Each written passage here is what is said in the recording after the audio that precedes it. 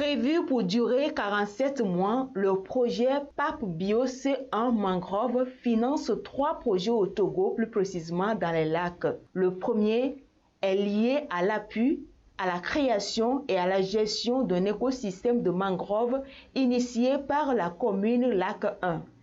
Le deuxième est élaboré par l'Université de Lomé, intitulé « L'évaluation de vulnérabilité des écosystèmes marins et côtiers » et le troisième est décroché par l'ONG Agbozege. Et le projet se situe à quel niveau exactement dans la ville d'Anéro et comment ça va se faire?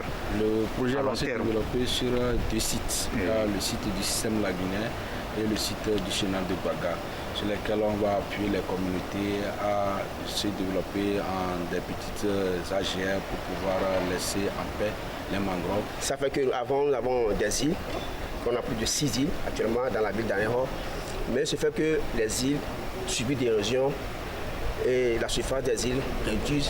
Chaque année, ils réduisent. Et ensuite, en dehors de ça, avant, on avait toute une grande surface de mangroves tout autour de ces îles-là, de ces baies de la ville. Mais ce fait qu'aujourd'hui, avec l'activité humaine, il y a une diminution de ces mangroves. Alors que, connaissant bien les bienfaits des mangroves, il serait bien de revoir, de repenser comment on va restituer ça. C'est de là que nous sommes partis. On a vu que ce projet est bien arrivé. Nous avons, dans le cadre de ce projet, défini 3 thématiques. Une thématique qui concerne les ressources biologiques.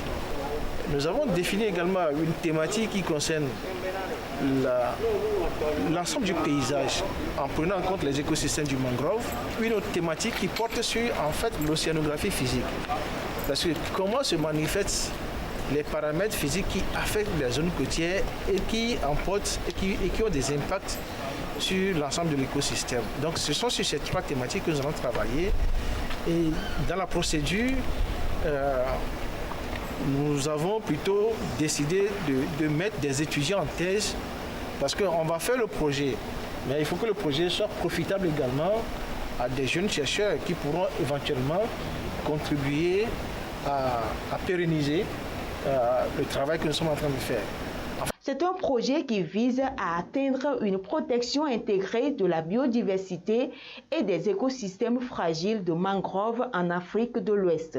Par rapport aux impacts, ce qui a lieu, il faut dire que ce sont des projets, par exemple pour le projet de renforcement de la gestion, ce qu'on essaie de voir, c'est d'amener à renforcer tout ce qui est protection des écosystèmes de mangroves.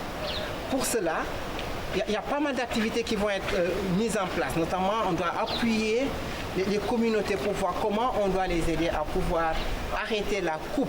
Comment on doit amener les communautés à ne plus utiliser le bois de manière pas efficace, à mettre en place des dispositifs qui pouvaient mettre une utilisation plus efficace du bois. Donc ça veut dire que s'il y a une utilisation efficace, il y aura moins d'impact sur la ressource, donc on va moins couper.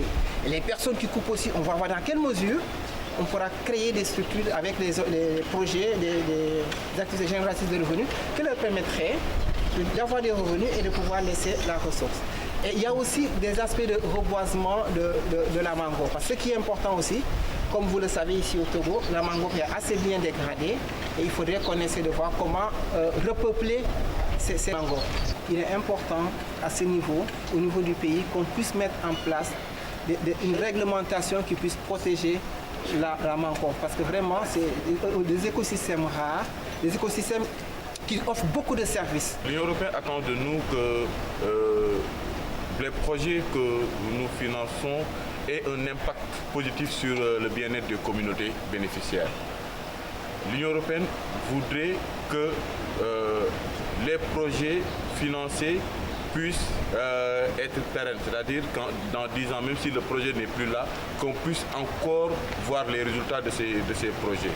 Et l'Union européenne voudrait que les populations soient conscientes des efforts qu'elle déploie pour son bien-être. À cette rencontre, le coordonnateur a entretenu les participants sur le contrat de subvention des projets dont le modèle des contrats, sa finalité, le financement des projets, les périodes de présentation des rapports et les modalités de passation de marché.